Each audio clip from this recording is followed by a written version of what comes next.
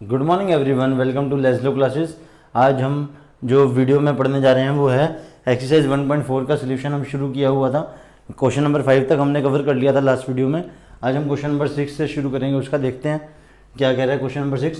Question number 6 कह रहा है कि इफ़ ए है सेट ए है हमारे पास 3, 5, 7, 9, 11, सेट बी है 7, 9, 11, 13 और सी है 11, 13, 15 और डी है 15 और 17।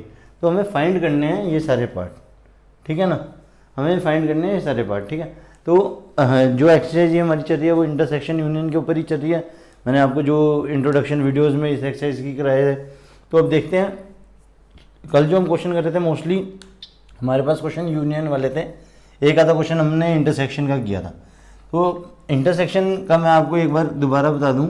इंटरसेक्शन क्या होता है कि दोनों सेट के बीच में जो कॉमन एलिमेंट है हम सिर्फ वो ही एलिमेंट लेते हैं। तो जो उस एलिमेंट का सेट फॉर्म होता है उसे हम कहते हैं इंटरसेक्शन। ये सेट ए है, ये सेट बी है, ठीक है ना। तो ए इंटरसेक्शन बी क्या होगा, सिर्फ ये शेडिड पार्ट, ठीक है ना। सिर्फ ये वाला पार्ट जो शेडिड है, ये वाला ये ठीक है ना।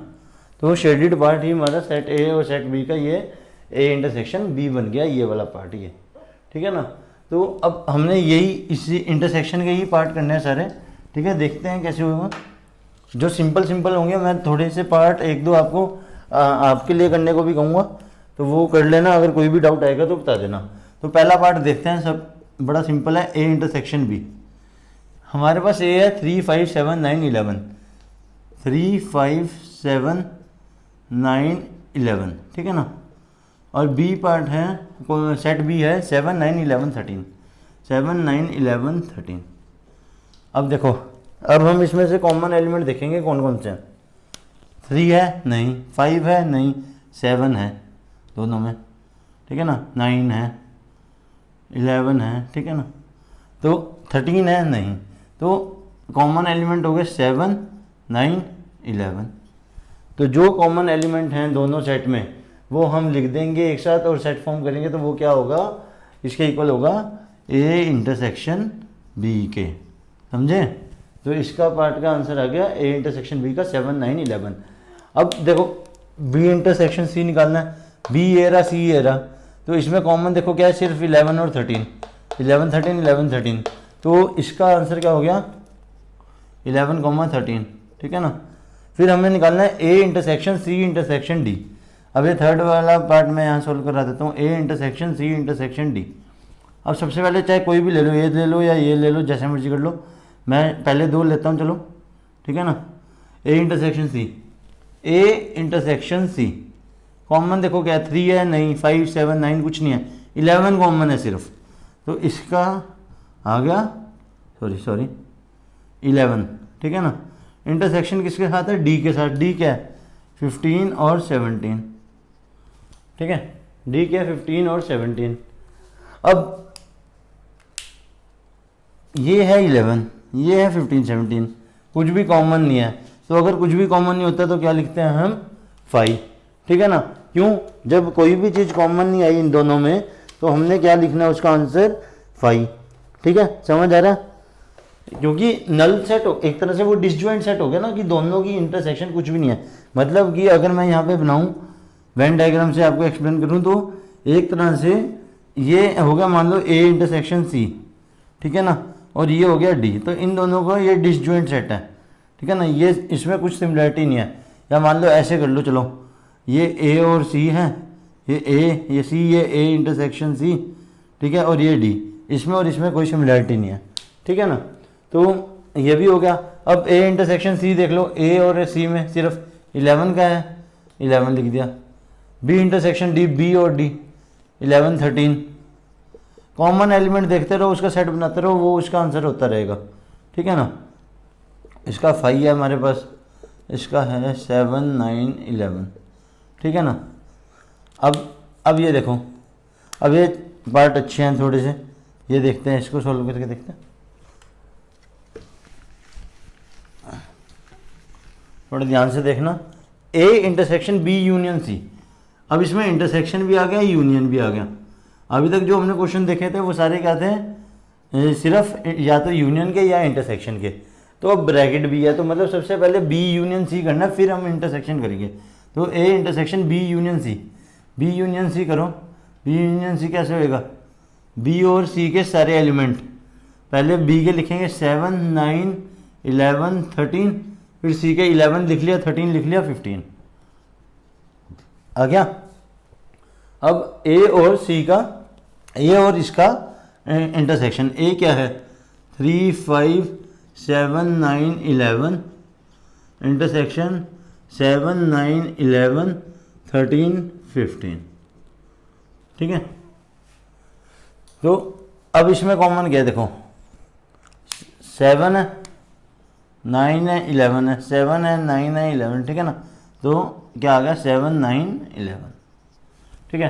तो इस पूरे का आंसर, इस पूरे का आंसर आ गया ये, ठीक है। तो ये हो गया 7 9 11। समझो क्या किया, क्या किया, पहले बी यूनियन सी निकाल लिया, फिर जो उसका आंसर आया उसका इंटरसेक्शन ए के साथ कर दिया, ठीक है। समझ आ रहा है, नहीं आ रहा, ठीक है ना। अब देखते हैं अगला पार्ट। ए इंटरसेक्शन डी आप लोग निकाल दोगे, इसका और इसका कॉमन, वैसे कुछ भी नहीं आ रहा कॉमन, देख लो, तो 5 आएगा इसका आंसर भी, ठीक है। अब A intersection B union D, A intersection B union D. अब जैसे ये क्या, A intersection B union C, ऐसे ही बी यूनियन डी, यहाँ बी यूनियन सी का किया था, यहाँ बी डी का करना है अब, फिर उसका इंटरसेक्शन ए के साथ, ठीक है। तो क्या आएगा 7 9 11, फिर दोबारा यही बनेगा, क्योंकि 15 17 कुछ है नहीं। जब बी यूनियन डी होगा तो ये सारे आ जाएंगे एलिमेंट, और जब ए का इंटरसेक्शन इन सारों के साथ होगा तो क्या होगा 7 9 11 ही आएगा। तो ये करके देख लेना, रिजल्ट इसका यही आएगा, ठीक है। करके देखना, डू इट योरसेल्फ वाला है ये, ठीक है। अब A intersection B union C, ये करके देखते हैं क्या कह रहा है 9th part. A intersection B union C, ठीक है। अब क्या करना, हमने वैल्यूज उठानी है, लिखना है ए इंटरसेक्शन बी, इसमें और इसमें इंटरसेक्शन, फिर वही 7 9 11 7 9 11, रिपीट एलिमेंट सिर्फ क्या है 7 9 11, यूनियन किसके साथ होना, बी यूनियन सी का, ठीक है। बी का यूनियन सी के साथ, बी का यूनियन सी के साथ लिखो, तो 7 9 11 13, 11 13 दोबारा नहीं लिखना है क्योंकि वो एक बार लिख चुके हैं, तो 15, ठीक है। अब इसका यूनियन इसके साथ, इसका यूनियन इसके साथ, पहले वाले के सारे एलिमेंट, दूसरे के सारे एलिमेंट बट कॉमन वंस, ये हो चुका, ये हो चुका, ये हो चुका, फिर तो एक तरह से अगर देख के चलें तो क्या हो गया, बी यूनियन सी ही हमारा बन गया, ठीक है ना। तो इस सारे की वैल्यू क्या आ गई ये, तो ये क्या हो गया 7 9 11 13 15, ठीक है। अब अगला है हमारा A union D intersection B union C, ठीक है। देखो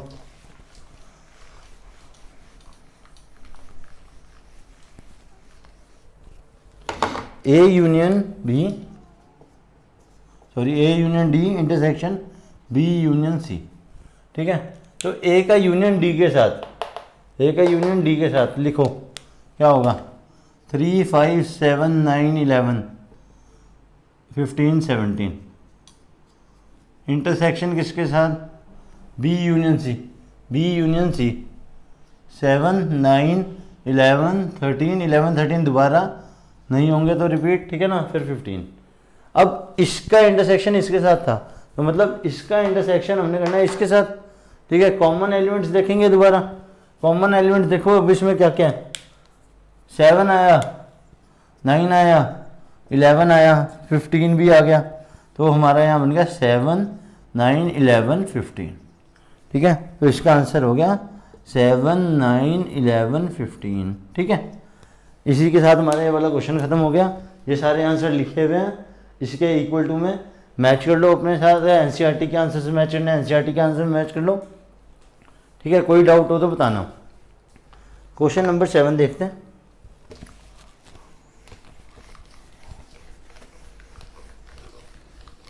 क्वेश्चन नंबर 7 एक्सरसाइज 1.4 एनसीईआरटी क्या कह रहा है, सेट दिए हुए हैं, if A is x is a natural number,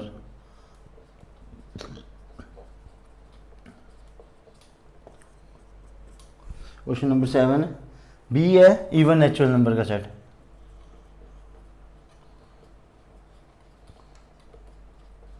सी क्या है ओड नेचुरल नंबर का,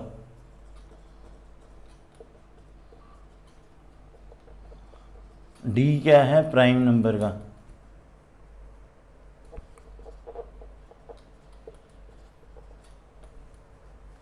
फाइंड इंटरसेक्शन निकालना है। पहला पार्ट है ए इंटरसेक्शन बी, सेकंड है ए इंटरसेक्शन सी, थर्ड है ए इंटरसेक्शन डी, फोर्थ है A B intersection C, fifth है बी इंटरसेक्शन डी, सिक्स्थ है सी इंटरसेक्शन डी। ठीक है, तो ए इंटरसेक्शन बी देखो क्या होगा। पहले तो ये समझो कि जो हमें सेट गिवन है वो क्या क्या गिवन है। सेट है हमारे पास गिवन है x is a natural number. Natural number मतलब 1 से स्टार्ट होते हैं 100 ऑन तक चलेंगे। इवन नेचुरल नंबर मतलब जो कि सारे हम नंबर 1 से इन्फिनिटी तक ले रहे थे उसमें सिर्फ इवन वाले 2 4 6 8 10 12 14 and so on up to infinity. ठीक है ना। ऑड नेचुरल नंबर में 1 3 5 7 9, ठीक है ना, वही ऑड इवन आपको पता क्या है। प्राइम नंबर में 2 3 5 7 11 13 17 सो ऑन, जितने भी प्राइम नंबर हमारे नेचुरल नंबर के अंडर आएंगे। अब हमें क्या करना है, इन सारों का इंटरसेक्शन निकालना है। अब सबसे बड़ी बात तो पहले ये देखो कि सबसे बड़ा सेट यहाँ पे है सेट ए, नेचुरल नंबर का सेट। अब ये सारे उसके एक तरह से सबसेट हैं, क्योंकि even natural number odd natural number सब इसके अंदर है, प्राइम नंबर भी इसके अंदर है। ठीक है ना। तो अब हमने ये देखना है कि जो भी सेट ए के साथ इंटरसेक्शन में होगा तो वो खुद में ही सेट बनेगा। मतलब कि अगर ए इंटरसेक्शन बी है तो इसका इंटरसेक्शन होगा बी, ए इंटरसेक्शन सी है इसका इंटरसेक्शन होगा सी, ऐसे डी है तो डी। क्यों? क्योंकि जो बड़ा सेट है अगर वो सारे सेट इस सेट के सबसेट हैं तो अगर हम एक अपर सेट का इंटरसेक्शन करते हैं सबसेट के साथ तो हमेशा वो क्या देगा, सबसेट। क्यों? उसमें कॉमन एलिमेंट वही आएंगी सबसेट वाली। ठीक है ना। तो ध्यान से देखो, अब ध्यान से देखो, A intersection B natural number का इंटरसेक्शन इवन नेचुरल नंबर के साथ, सारे नेचुरल नंबर हैं उसमें से इंटरसेक्शन किसका आता है, इवन नेचुरल नंबर का। तो अगर ये सारा हमने देख लिया कि नेचुरल नंबर का सेट है, ये है इवन नेचुरल नंबर का, तो इसका इंटरसेक्शन अगर मेरे को निकालना है तो क्या होगा, सिर्फ यही होगा इवन, कॉमन तो यही है ना, तो ये होगा बी। ऐसे ही नेचुरल नंबर का ऑड के साथ, मान लो अब ये ऑड है, ठीक है, तो इसका और इसका इंटरसेक्शन मुझे निकालना तो वो क्या होगा, सी। ठीक है। अब इसका प्राइम नंबर के साथ, अब ये वाले हैं सिर्फ प्राइम नंबर, मान लो हमने लिया हुआ, ठीक है, तो ये भी क्या होगा, डी। अब ये देखो बी इंटरसेक्शन सी। अब बात आ रही है इवन नेचुरल नंबर में, ऑड नेचुरल नंबर में। इवन अपना अलग है, ऑड अपना अलग है, तो इनमें कोई इंटरसेक्शन मतलब इनका कोई कॉमन एरिया नहीं है, तो कॉमन एरिया क्या हो जाएगा यहाँ 5। ठीक है। बी इंटरसेक्शन डी आ रहा है, इवन नेचुरल नंबर है, इवन नेचुरल नंबर हमारे होते हैं 2 4 6 8 10 सो ऑन। ठीक है। और प्राइम नेचुरल नंबर होते हैं 2 3 5 7 11 13 एंड सो ऑन। ठीक है। तो अब यहाँ पे देखो क्या कॉमन आ रहा है, ये हमारा बी है, ये हमारा डी है, बी डी 2 है 2 है और कुछ नहीं आ रहा, तो बी इंटरसेक्शन डी क्या हो गया हमारा 2 हो गया, तो यहाँ पे ये आ जाएगा 2। समझे। इवन नेचुरल नंबर और प्राइम नंबर में सिर्फ प्राइम नंबर एक ही इवन होता है, वो है 2, तो 2 कॉमन आ जाएगा। ठीक है। C intersection D odd natural number and prime number, तो इसमें क्या होगा, सी इंटरसेक्शन डी देखो, और बाकी सारे जितने भी ये प्राइम नंबर हैं हमारे होते हैं ऑड। यहाँ पे हमारा अगर हम देखो, एक बार देखो, 1 मिनट रुको, अब देखो सी हमारे पास है odd natural number 1 3 5 7 9 11 13 so on. ठीक है ना। डी हमारा है इवन प्राइम नंबर। ठीक है ना। तो अगर इनका इंटरसेक्शन करना है, देखो एक तो इसमें इवन आ गया, वो नहीं लेंगे हम, क्यों, वो इसमें नहीं है, बट इसमें सारे ऑड भी नहीं है, तो इवन जो, तो यहाँ पे जो सी इंटरसेक्शन डी होगा वो क्या कहेगा, ऑल ऑड प्राइम नंबर्स। मतलब कि ये वाला सेट लेंगे क्योंकि छोटा है, इसमें 9 है, जैसे इसमें 9 नहीं है, बट इसका इवन प्राइम नंबर नहीं लेंगे, ऑड प्राइम नंबर लेंगे। मतलब कि 3, 5, 7, 11, 13, 17 सो ऑन। ठीक है, तो इसका आंसर ये होगा। ठीक है, समझ गए, इजी था। बस यही याद रखना है कि अगर जो बड़ा सेट है उसके अगर आगे सबसेट है तो उसका इंटरसेक्शन बड़े सेट का उसके सबसेट के साथ हमेशा सबसेट बनेगा। चलो अब देखते हैं क्वेश्चन नंबर 8।